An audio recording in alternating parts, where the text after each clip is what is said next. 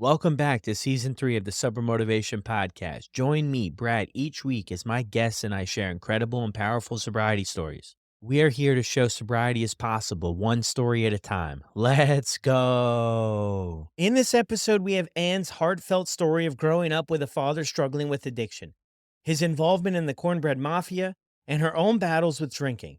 Anne discusses the impact of her father's addiction on her childhood, leading to her own struggles with alcohol in an attempt to cope with her anxiety and feelings of unworthiness.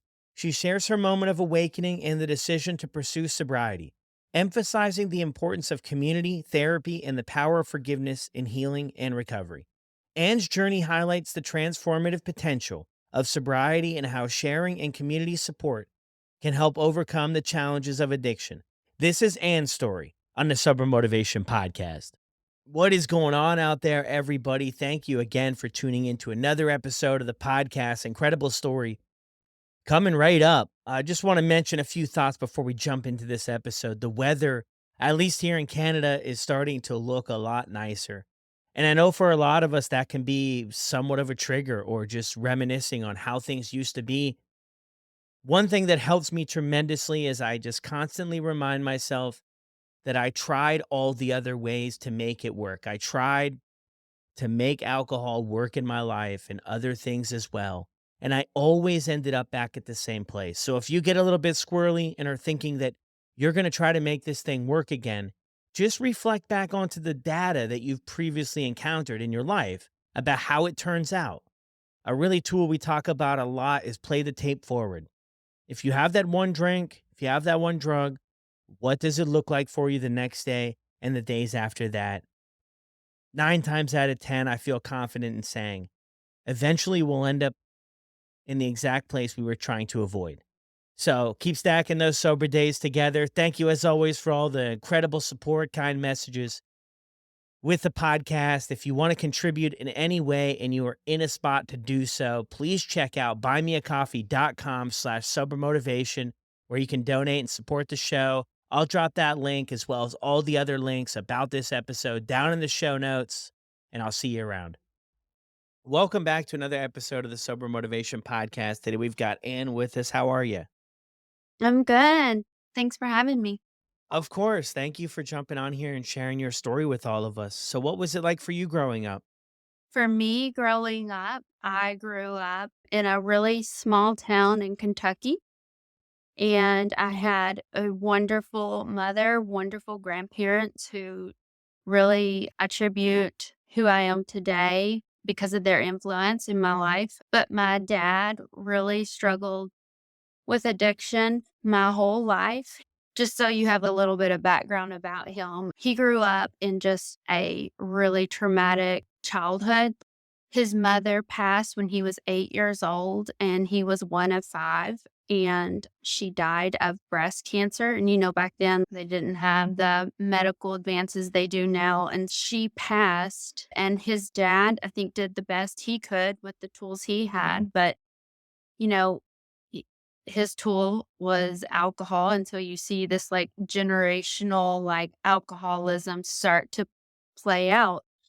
And I just give that context to show I have a lot of compassion for the little boy that he was. Say all that just to say he really needed most likely therapy for sure. Back then they never talked about anything. And so kept it all in, stuffed it all down, and then he quickly turned to drugs and alcohol to cope. And he needed someone in his life to help him, and he just didn't have anyone. His dad was abusive physically and verbally, and they were poor. And so he was shepherded by a man named Johnny Boone. And I'll share about that more as we get into this. But he was the founder, creator, kingpin, however you want to say it, of what's called the Cornbread Mafia. And that is the mafia that my dad was involved in as a very young child. And so they didn't have any money. So he started making money, and Mm. that felt really good. Soon, fast forward a bit, my parents meet in high school, and they had me when My mom was 21, my dad was 22, and just from the get-go, my dad struggled with addiction. When I was born, he was in jail. He had already had, like, his 3rd or 4th DUI at that point, and, that's just how it all started growing up. I obviously don't have a lot of memories as, like, from birth until about 6, but my first memory of him is him, like, running through the house. I was, yeah, about 6 years old, running through the house, and he was screaming, like, "I'm on fire, I'm on fire." And obviously, he wasn't on fire. But so I don't know what type of drug that was he was on, but that's my first, like, memory of him. It just continues, like, my 3rd grade year, so I'm, like, 9 or 10 years old.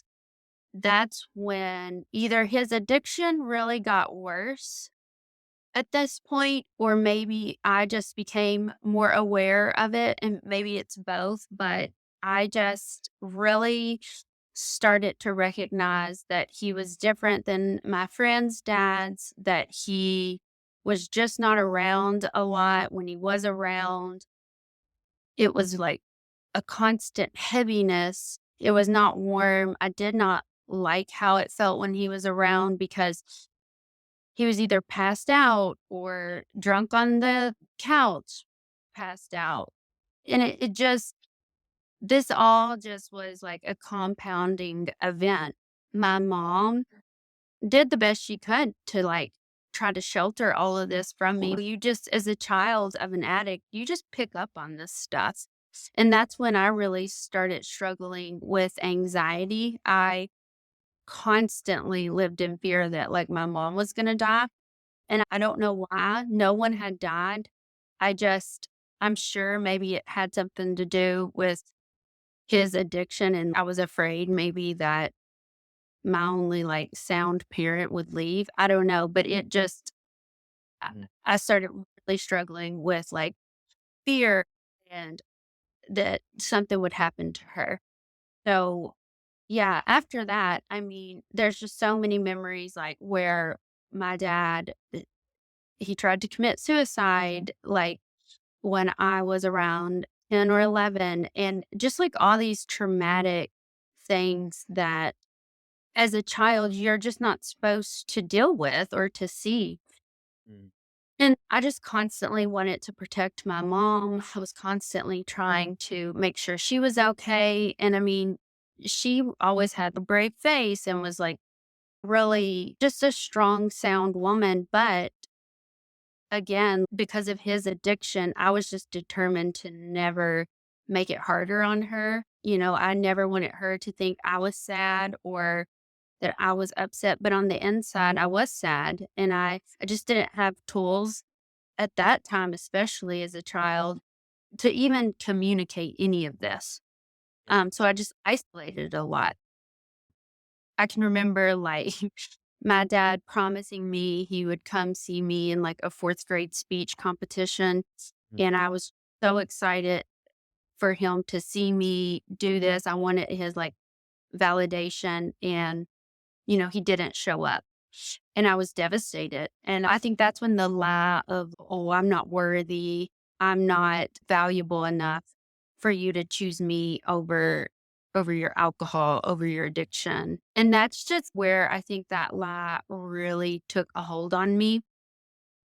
And I also would go in the bathroom and just cry by myself because I didn't want my mom to be even more sad than I felt like she already was. So it was just a lot of adult emotions on a child. And it really did affect me going through all that as a little girl. Yeah. So much stuff there to even go through, right? And a lot of the times I hear the story where parents are struggling with addiction in some sort.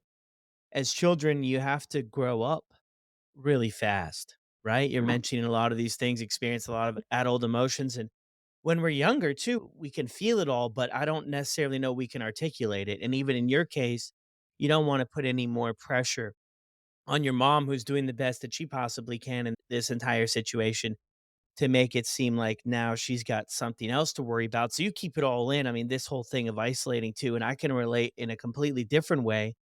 but just wanted to keep it all in, and my goodness, it just eats us up, right? And we can't get it out. We just can't share it with anybody. We don't know how to process it. We don't know how to work through it. And your dad's missing that event there. You want him to go, and you're starting to experience a lot of stuff there early on and not feeling good enough. These are really heavy things. I mean, a lot of things you're going through. How does things look like in school for you? Are you making friends? Are you doing well in school? Yeah. So, and that this is like also, this is also why I drank. School for me was really hard. I really struggled academically.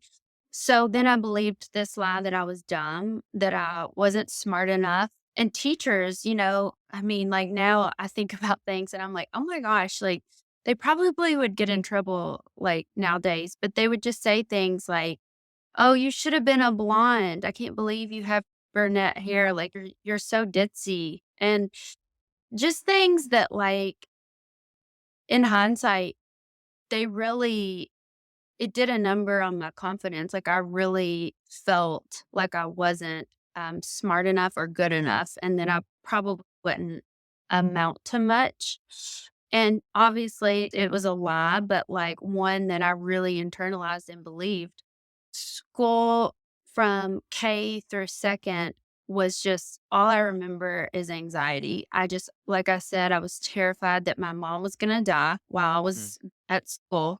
I'm sure I had moments that were fun, but it just felt like a ball of anxiety. We actually ended up I switched schools when I went into the 3rd grade, which was great because my grandmother was a teacher and she was actually a teacher at the school I went to, and that was, like, a huge change. I felt so much more peace and calm and just, like, I could focus.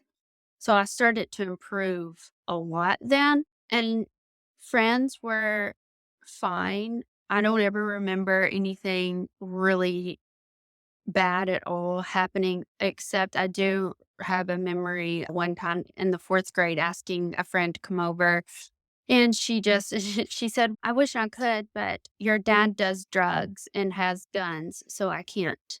And it was one of those moments where, again, you can't process anything. I just remember being really sad and, like, shocked. And, I didn't wanna tell my mom because I didn't wanna hurt her feelings, and really, I needed therapy probably to, like, work through all this, Yeah. but I just internalized it. I didn't talk about it. Yeah. For sure. I hear you on that 100%. Where do you go from here then, like through high school and stuff like that? I know before we jumped on here too, you had mentioned a situation that unfolded and that's what triggered you to start drinking. Walk us through that a little bit. Yes, I had just made all these declarations as like a little girl. I was determined to not be like my dad. I loved him, but I was so angry and hurt by his drinking and his drug use that I just was determined to never be him. The ninth grade, so I'm 15 years old, my dad's addiction just got really bad and pretty dark quickly. He was in a really bad car wreck. We didn't know it at the time, but his truck had burned. And the police called our house at 2 in the morning and said, we found his truck. We don't know where the body is. We don't know if he burned to death or if he's escaped. Like, we don't know. So that was pretty traumatic. My mom and I drove to my dad's house, so my grandfather's house, because it's the only place we knew where maybe he would have escaped to. Mm. And sure enough, by the grace of God, he was there and he wasn't hurt. He had fled the scene. And it was just a memory I have personally where he looked at me and I'm standing there in front of him, just mortified and so angry. And I'm also sad, right? Because I truly thought he had died. And I'd like mentally been preparing for his death, honestly, just because his addiction had gotten out of control. I mean, I would find like crack cocaine cans under the guest bedroom. It was just crazy. And so he's staring at me and he just says, I want to come home. And it was like the first time I looked at him and I was like, "You can come home when you're sober, but you're not gonna manipulate me anymore." Which was powerful to be honest with him because for so long I had just tried to be good and not ruffle his feathers, you know? I didn't want him to be angry. I didn't want him to be mean to me or my mom. And thankfully, he was never like physically abusive at all, but just like the verbal and emotional abuse that comes with addiction took a toll on both my mom and I. And then shortly after that, this is where things like really take a turn. Shortly after that, we hear he gets arrested, Mm. which was not like that uncommon. I'm 15 and I wasn't sad, which is strange to say, but if anyone who's listening has had a parent in addiction, I think you can relate to this. It's just, I knew he would be safe. I knew he would be sober. I knew he wouldn't hurt himself or someone else. And so it was like a relief when I found out he was arrested. But we had absolutely no idea the magnitude of this arrest. I was used to him being gone maybe like a couple of months and then he'd be released. But this time it was pretty severe. And I have a memory I was laying out when I was 15, because, you know, that's what you do when you're 15 years old, lay out. And the phone rang and it was like on the caller ID, it said United States Federal Penitentiary. And I answered because I knew it was going to be my father. And he just said to me, "And I'm in prison. We have to make a phone call to my attorney. I don't want you to listen." So he gives me the phone number. I do the three-way call. And of course I listen. I mean, of course, even though he's don't listen, of course I listened. And that's when I heard the attorney say, like, "Larry," that was my dad's name, "Larry, this is not good. You're looking at life in prison." And I just like, my stomach dropped, you know, because I was heartbroken. I obviously didn't want him to go away for life. I was confused. I didn't really understand like what was going on. And I just kept like, I heard my dad like get choked up and cry. And then like the way these prison phone calls work, you only have a certain amount of time and it just clicked. So I was confused. I didn't know what was going on. And then shortly after, that's when we realized our house had been under surveillance cameras. The phones had been bugged. The operation, this like the Cornbread Mafia was the largest domestic marijuana distribution operation bust in American history. And my dad was a part of it. And so when all this happened and it all came out, it was a relief and it was devastating all at once. And that was just a lot of emotions to sort through as a 15-year-old. And like I said, like I never wanted to put more pain on my mom. Sort of kept it all in. I didn't ever cry in front of her, in front of my dad, ever. I just kept it all in. And that's when I went to a friend's house. And that's when I just decided, you know what? Screw it. I want to know why everyone drinks. I want to know what is in this liquid that is so enticing. And I took my first drink, which turned into several drinks because I had absolutely no idea what I was doing. And from that moment, I knew I hated it and I loved it. And this like gray area drinking for me really began. And it was just a lot to process. Yeah. I was just going to say, shortly after that, I guess it was like a month after my dad had been arrested, we were allowed to go visit him in prison. And, you know, this is for me, at least in my story, this is where prison like physically entered my life and physically entered my father's life. But it's also the prison I put myself in with alcohol because I felt so trapped by it, even at 15. And it's also just when I feel like there is purpose in our pain and like where a healing begins with my father and I. But it would take many years before we really got to this like true healing place of forgiveness. But while we were being like searched, to go in to see him, you're just like, it's like in the movies, you like have the phone, there's the big glass, and I can just see him walking through in his khaki jumpsuit, and he's just shackled and the handcuffs, and they're on his feet and on his hands. It was just a true gut punch of a scene. I was not prepared to witness that. I don't know if you're ever prepared to witness that, and especially as a teenager. But I saw him walking and he, saw me. We sit down, and it's just this moment where I feel like our roles truly switched. I feel like I became very motherly in that moment, and he became very much a child. And he just sat down and he just started bawling, crying, bawling, crying. And he said to me, and I feel like I've been stripped naked, wrapped in barbed wire, thrown in the center of Times Square for everyone to watch and gawk at.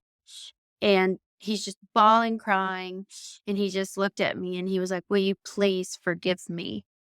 And it was just one of those moments where I'll never forget. It's etched in my mind. And I didn't know Jesus yet, so I did not know the power of forgiveness, the power of grace. But it was like in that moment, I truly, genuinely forgave him for everything he had done, everything he had missed out on, all these like moments that he chose alcohol and drugs over me. I genuinely forgave him because I saw the like raw emotion of like desperation, like of true surrender, of asking me, please forgive me. And I did not know it at the time, but that began like his healing journey of forgiving himself. So it was a really powerful moment for him and for me for this like healing journey to begin. Yeah, wow, no, that does sound powerful. And you're right, I don't think anybody is equipped for that first time, for that scene, the picture that you paint there where you walk in and everything's changed, the thing, and maybe sobering up too helps, right? I think when we're under the influence all the time, like, it's hard to tap into the raw emotions and the realness of everything, right? To see the impact that, some choices may have. And I think for him in that moment, when I think back on that, especially now knowing what I know, what alcohol and drugs do to our brain, I really do think he was coming off all the drugs, all the alcohol. So, like his actual brain chemistry, I think was definitely being impacted. But also, I think the reality of his choices, um, his choices had consequences, and we were here. It had landed him imprisoned. So, Yeah. I just the reality of everything set in, and it was, like, very emotional. Yeah. So where do you go from there? So this is still around 15 then when you go for this first Yeah, visit. You start drinking too, and you bring up another thing, is that, he's in his situation in prison, but you're also starting to creep into this creating your own prison or getting involved with your own thing with alcohol. So where do you go from there? yeah. So just to give a little background on him really quick, that is when he started going to some Bible studies inside of the prison, and these women who were ministering always called him Bright Eyes, and he was, at this point, I think, truly just feeling like lowest of low, no value, no worthiness whatsoever, just like this criminal. And these women just kept speaking truth over him and that he really was like a good man and he wasn't his past. He didn't have to live under this condemnation and this like awful identity. And so they just kept saying, hey, bright eyes, we're so glad you're here. This is all softening him. And he's attending these Bible studies and, what else do you do in prison, right? I mean, there's just not a lot else to do. So of course he went. But for me, behind the scenes, I'm 15. I am just now starting to dabble in alcohol. It really didn't get bad for me personally until college. I think like in high school, it was like quote unquote normal because everyone around me was doing it. But I really struggled in college because I just felt all that like insecurity of I wasn't smart enough, wasn't good enough, wasn't like worthy enough. I just had no confidence. I wanted so badly to be seen and be valued, but I couldn't do it without this like false confidence of alcohol. It was giving me this like false sense of security and I loved it. But I really took a turn after I went through a breakup in college. And I really just think at that time, like this breakup, all my childhood stuff, my dad being in prison, I think everything and like it imploded. And I just started partying and drinking pretty much every day for a year. I mean, pretty excessively. And it was just chipping away at my self worth. We do things that we would never do sober. And that's what I found myself just like doing things and putting myself in situations that I would never do. And plus, it's just that thing I was saying, like, I had made all these like big declarations as a little girl that I would never do this. And here I was, like partying, drinking, just to like numb out and not feel anything, especially after that breakup. And yeah, but during this time, it's when I was in beauty school and I had went to college.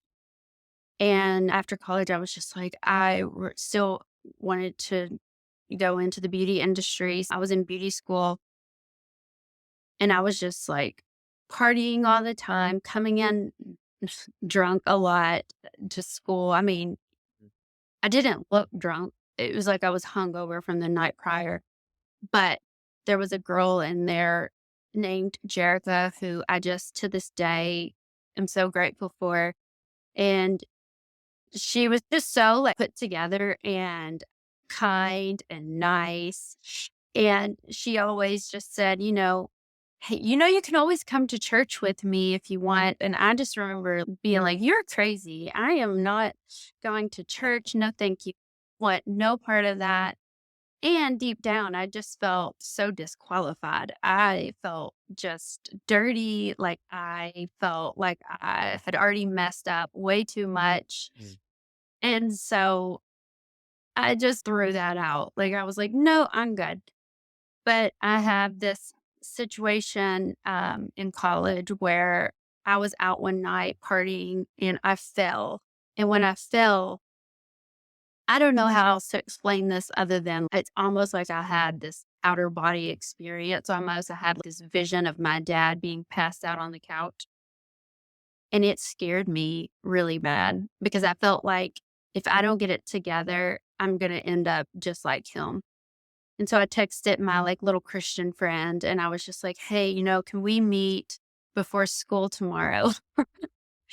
And she was like, yeah, sure, of course. And so we meet up and I'm hungover, of course, walk in, like my eyes are bloodshot. I'm just like, now I know what alcohol does to the brain. So like I'm totally like my dopamine is dropped, my serotonin is dropped, honest, like the scientific part behind it. But I just walked in and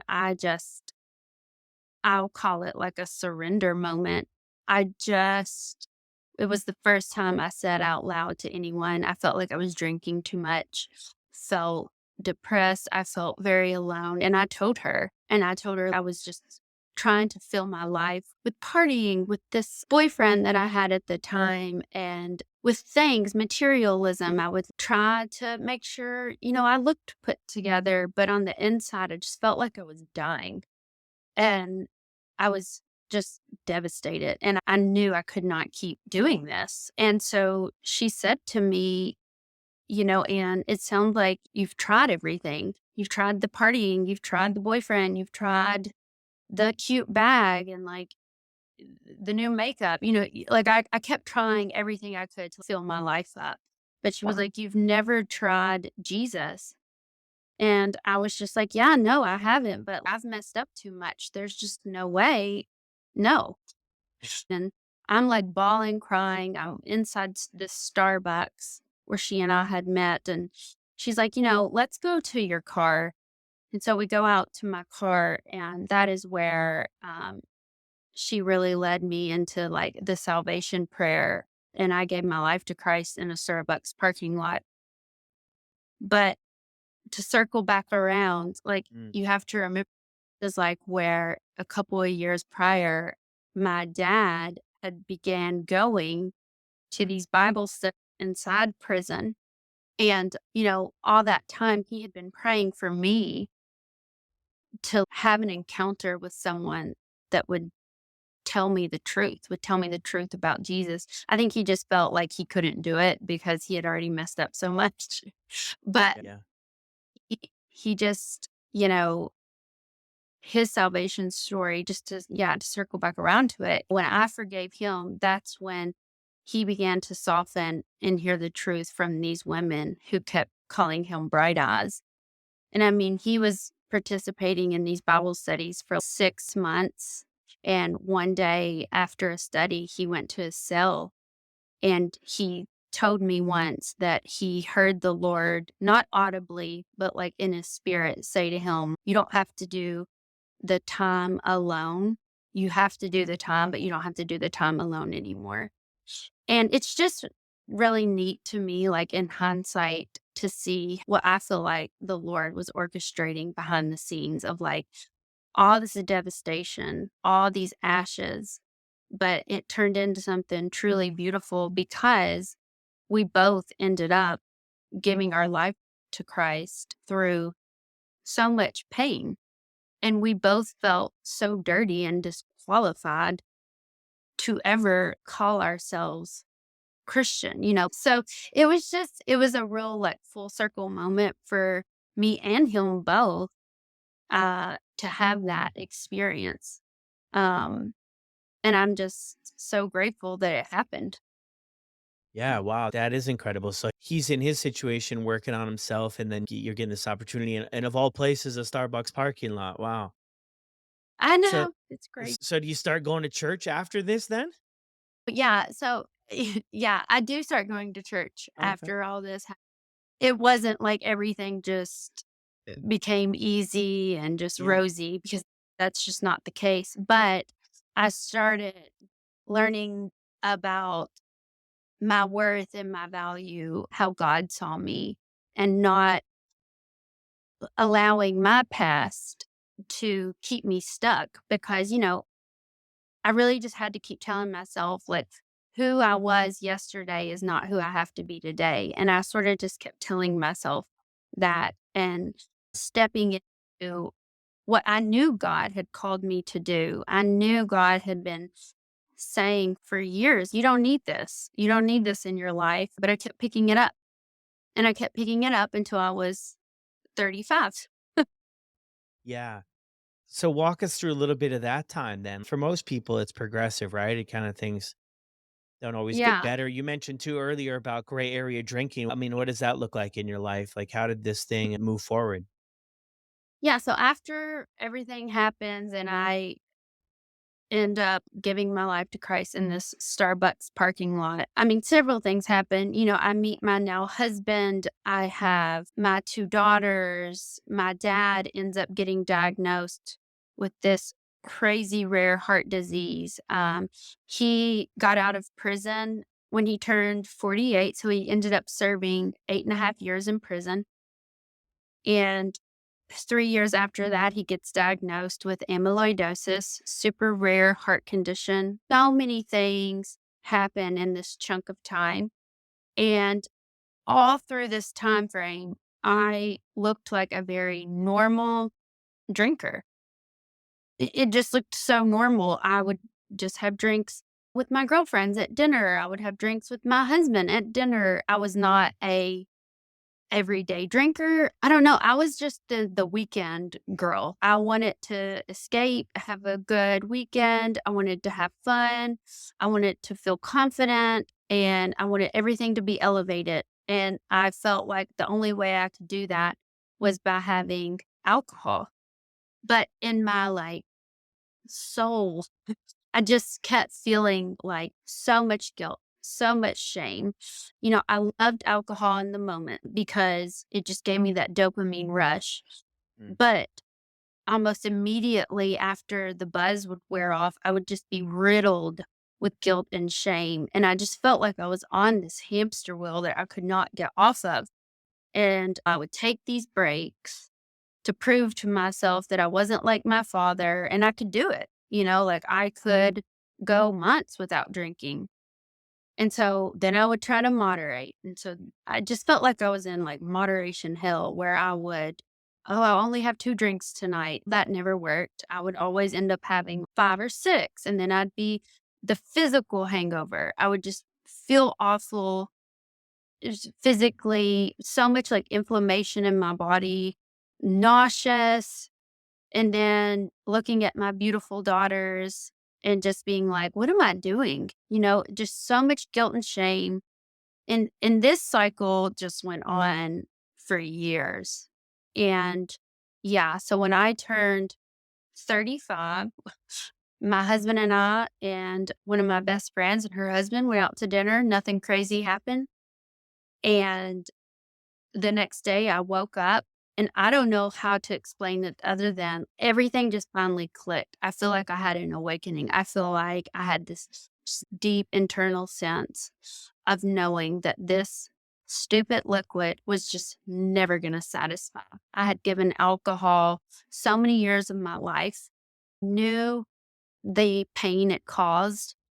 And I was so sick and tired of being sick and tired, like people say, and I just truly surrendered and I was like, "I'm done. I'm not doing this anymore." And I told my husband and he was like, "Forever?"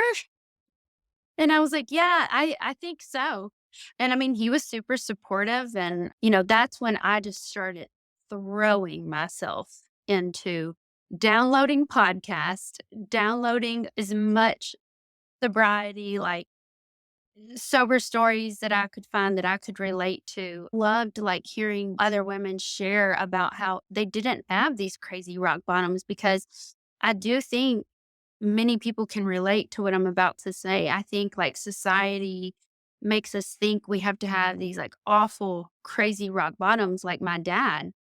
But the truth is you don't. And it just keeps you stuck when you keep thinking that you need this awful rock bottom, and praise God, nothing happened bad, like, I never got a DUI, I never lost my kids, I never lost my husband, nothing crazy happened, but on the inside, it was crushing. I just felt like I could not get off of this hamster wheel. So that's why now I want to share my story and just, I hope, give women and men, courage to know you're not alone, you're not crazy, and alcohol just sucks. Yeah, there you go. That's a good way to put it there at the end. It just sucks. Yeah, it is so interesting, right? Because you bring up that kind of gray area drinking, a fairly new term, I would say, about a Mhm. way of somebody that's you're not experiencing a ton of external consequences at this point. And you hear that Yeah, progression in a lot of people's stories, right? A lot of people, maybe through their 30s, everybody's different, but a lot of people aren't experiencing a ton of consequences. The longer you stay in the fight, longer you dance with alcohol, then the more likelihood that, maybe these other consequences. But you brought up a very important point there, I think about that internal battle that we go through, about we know it's yeah, not good for us. We want to quit. We can't quit. We go through the hamster wheel. We get on, we get off. Hey, it's great too. You hear a lot of people who experience the gray area drinking. Hey, I was able to quit for 2 months or 3 months. And that's always the thing. It's like, how do we stay stopped? 'Cause a lot of us can stop for maybe a yeah, week or a month, and then it tricks us a bit. Because, "Oh, if I can stop for a month, well, I don't fit into that box, so there's nothing to see here, there's no problem here. I'll just keep this train moving forward, try to keep it all together." And we just know, I think there's something that's inside of us that we just know that we're not living our full potential when we're involving Yes. alcohol in our life. And of course, it's really hard to for so many reasons. But a big one is that when you wake up in the morning, this is your opportunity to start a new day, to be excited about it. And when you wake up with the anxiety that is crippling and you don't feel good about yourself, it's really hard to have your best day possible. Oh gosh, yeah. No, absolutely. I mean, that is so true. And that feeling of that internal dialogue that I had truly made me feel crazy. I knew not to do it, and yet I kept picking up, the alcohol, hoping for a different outcome. And it's just that definition of insanity. It's just, it's never going to change. I just finally got to that surrendering point where I couldn't do it anymore. And I don't know what else to call it other than like an awakening, because I don't even know why that particular day it clicked for me, but it just did. Thank goodness. And I'm so grateful. Truly. I am like, it is such a privilege. It is not a punishment to be sober. And I'm so glad so many people talk about it now. And life has just gotten so much better. I'm just so much happier. And, I like who I see in the mirror now. Like, I like that woman I see. And I feel like I always knew she was in there, but when you mask everything with alcohol, I just felt like I was in a constant fog. Yeah, I mean, a constant fog and not able to really tap into the emotions, what's going on, how we're feeling, or be able to work through stuff. It's just if we're stressed, if we're having a good day, we're celebrating, we're just reaching for alcohol all the time. We're not even really enjoying these, these little moments or learning how to be resilient and work through stuff. That's what I struggle with is when I first got sober, it was like, hey, this is great. But what I realized early on is, hey, I don't really have any tools about how to deal with life on life's terms. It was a big struggle and you bring all that stuff up. And a lot of people share that story too about, one thing, it just makes sense. But there's also been years before where we're chipping away at the block about how are we thinking about it? Hey, this isn't working. We build up that history in a sense that we've tried it all. You hear all the different hacks that we might try. If I'm drinking hard liquor, now I'm going to switch to beer. Or if I'm drinking this, I'm Yeah. going to switch to that. That is a lower calorie option, or I'm going to change the time or the days. We hear all these things. And I think what happens over time is we just prove to ourselves time and time again that, hey, this is just going to end up at the same place every time, whether I take 90 days off or I don't take any days off or I only do it on the weekends.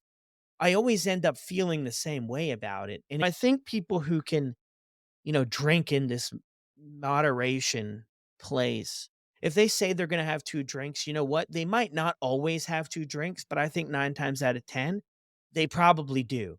And then there's people like Mhm. me who it's like, hey, if I'm going to have two drinks, if I had two drinks, I was completely just upset. I was pissed off. I was angry that I couldn't have more and I was miserable, and it's obviously not like that for everybody. So it's a really, I mean, it's a really great place. And, ton of people too share that story where we see in the movies that there's got to be this big, huge blowout of all four tires at one time for Right. us to. And, the wild thing is just from hearing a ton of stories, a lot of people don't get sober after those moments. I mean, if the writing's on the wall, of course we should. Yeah. I mean, look at my life. Yeah. I've just been arrested or I got a DUI or all this stuff. But the thing is, the more and more consequences that we pile on, I think that it becomes harder and harder to pull ourselves out because now there's this other thing in our life that we're unable to, accept in our life. And now we've got to try to figure this out. We don't have the tools. And what we reach for is another drink. So it just keeps the cycle going.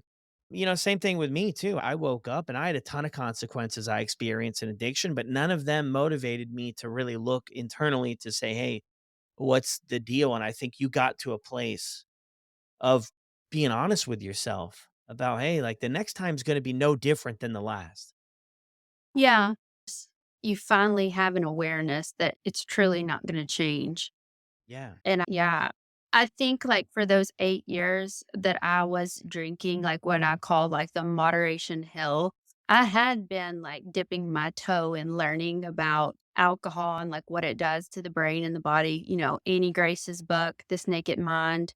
Mm, I read that probably 3 years before I actually got sober. mm. And gosh, that's such a great book. It just makes you really start thinking about how alcohol is making you feel, and there's no judgment. It's just, okay, do it, see how it's making you feel, and sure enough, every time I did, I was like, "Yep, it's just the same old feeling every single time. It doesn't change. I feel like crap." And Yeah. the guilt and shame cycle.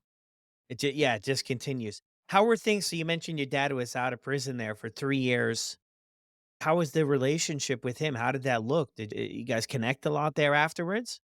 Yeah, yeah. Just to circle back around to that whole when I was 15 in prison when he asked me to forgive him. I mean, that's when things thankfully truly did change and I really forgave him and I felt like I could develop a relationship with him. He wasn't physically there obviously, he was in prison, but emotionally, and as odd as that sounds, emotionally he was available for me because I could talk to him about things, which was a real gift. He would say often, "You can share with me what you're experiencing because I've either done it or I've thought about doing it." And I'm like, "Wow, that's so true, Dad." I just was really grateful to have got to have the physical time with him that I did when he was out of prison. And yeah, it was good. My mom and him stayed together. I mean, I wish I could share more about my mom, but she's a true saint. She really was just an incredible, loyal, sound woman who just stood by him and she really loved him. And so when he got out, he came home and it was a really big adjustment for him to come out of prison and to be in normal life. A lot had changed, obviously. But no, we thankfully, by the grace of God, we really did have a good relationship. And I'm just so grateful that I know I'll get to see him again. And, he certainly lived a life. He lived a wild, eventful life. So, Yeah. So your mom was with him the whole time then? That's incredible. yeah, she really is. I really I feel like I'm a very loyal person and I think I get that from her. I mean, she always saw the best in my dad, even at his worst. I don't think I would had stayed. I think about it a lot and I'm like, there's no way I would have put up with all that. But she just genuinely loved him and wanted to see the best in him. Mm. So I really like that characteristic of her. I am proud that I have that. She's a love hard person and I'm a love hard person. That's awesome. So if somebody's listening to this episode too and they're struggling to get or stay sober, is there any thoughts that you would share with them? Oh goodness. Yeah. I think the biggest thing I would say is give sober as many chances as you gave alcohol. That's number one. You give alcohol so many chances. If you say you don't want to drink anymore and then you have a slip, don't beat yourself up. Just use it as data and keep paying attention to how it makes you feel and just keep trying sobriety. It's not going to go anywhere because I do think somewhere along the way things just click. I also think community is so important. I got into a sober group. It was such a gift for me. And I found that through Instagram and sober accounts and listening to podcasts like yours and just hearing stories because it was so encouraging for me. And truly, it saved my life, I think. Honestly, I don't think I was going to die from alcohol. Who knows? Because it's progressive. I mean, who knows what would have happened if I kept drinking? But I just think anyone listening listen to podcasts. I mean, that is truly what I did. I listened to podcasts constantly, and I found Yeah. so much strength, support, and hope and encouragement through hearing these stories. That's why it's so cool to be able to share. And I really do hope that my story helps someone and just lets them know they're not alone. And that's why I created, my little account, The Bright Eyed Sober Girl. And that's why I named it that, was to pay tribute to my dad and honor him with the whole like bright eyes. Yeah. I hope and pray that people know they're not disqualified from the love of Jesus. You know, you haven't messed up too much. You haven't done too much wrong. Mm. Because I really felt that way. I really felt like I had just totally screwed it all up. And, that's just a lie. But if you don't know that, you don't know it. And then you believe these lies about yourself. And therapy's been a big help for me. But having community is just huge. Yeah, I love that. Other people who can, understand and relate to us on this whole journey of what things have been like, and being part of something is massive, and joining a community is a big step. But as big of a step as it is to join, the rewards and the benefits are just as big. I mean, you almost have to put yourself out there. You mentioned too there that, the alcohol wasn't necessarily you weren't gonna die from it. It's for a lot of people, I think that's their story. At least, I mean, a lot of people with drinking, I mean, some people can carry on for an entire lifetime, but it's almost like looking back at our life and talking with some people that are further along than I am is, even though you're alive, I mean, how alive are you? Spending day in and day out, people share, Yeah. decades of Yeah. their life spent drinking. And it's like, man, what did I miss Mhm. out on? And we can't go back. Obviously, we can't go back and we can't change the way things were. But I think moving forward, it's just an incredible decision to even check it out for people to see if it's something that brings a little bit more joy, a little bit more fulfillment and some purpose to your life. Is there anything else, Anne, that we've missed out on here that you'd like to share about before we sign off?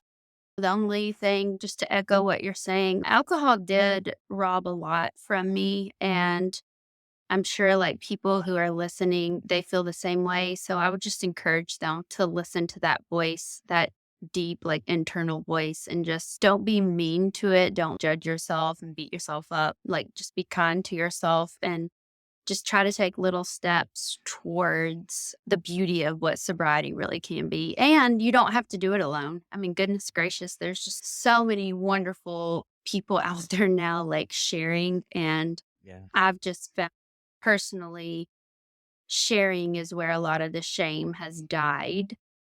And I guess that would be the last thing I would say, would just like share with someone, whether it's a friend or a pastor or a counselor or a teacher, like whoever, just share with someone how you're really feeling because secrets keep us sick. And, that is not the life you're intended to live. Yeah, so true. Thank you again for sharing your story with us.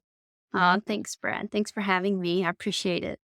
You're welcome. Well, there it is, everyone. Another incredible episode. Thank you, Anne, for jumping on the podcast here and sharing your story.